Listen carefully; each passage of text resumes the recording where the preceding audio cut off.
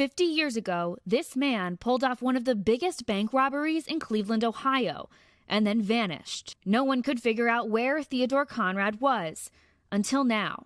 I really believe this was a dare for him in 1969. We spoke with U.S. Marshal Peter Elliott, who watched his father, also a U.S. Marshal, struggle with this cold case for years. Now relieved that the elusive criminal has been identified. What was the key to finally figuring out who he was? When people lie, they lie close to home. The obituary was huge. The obituary for Thomas Randall said he was born on July 10th of 1947.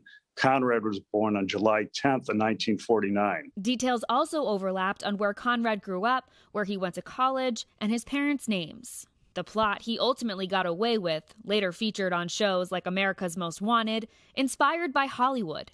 Conrad worked as a bank teller at the time. He became obsessed with the 1968 film The Thomas Crown Affair. You know the story about a bored millionaire who executes the perfect bank heist. Modeled himself after Thomas Crown. It was easy for him. There was no security. He left at lunchtime with a bag had $215,000 in it, which is pretty much about $1.7 million today. He transformed his identity to Thomas Randall, moving to the Boston suburbs, not far from where the movie took place.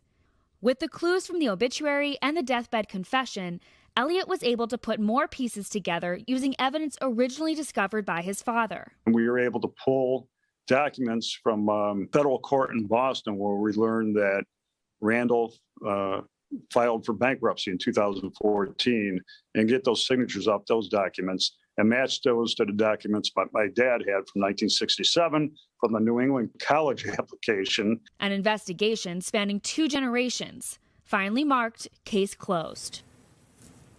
Maura joins us now. So how did this go on for so long? If Conrad was living a normal life, you'd think there'd be a trail.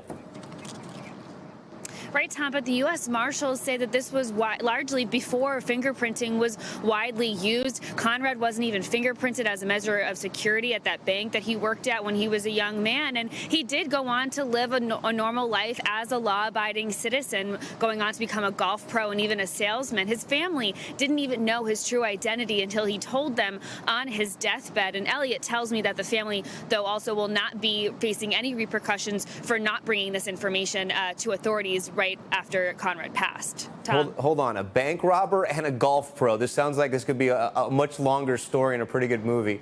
All right, Maura, thanks so much for that story. Thanks for watching our YouTube channel. Follow today's top stories and breaking news by downloading the NBC News app.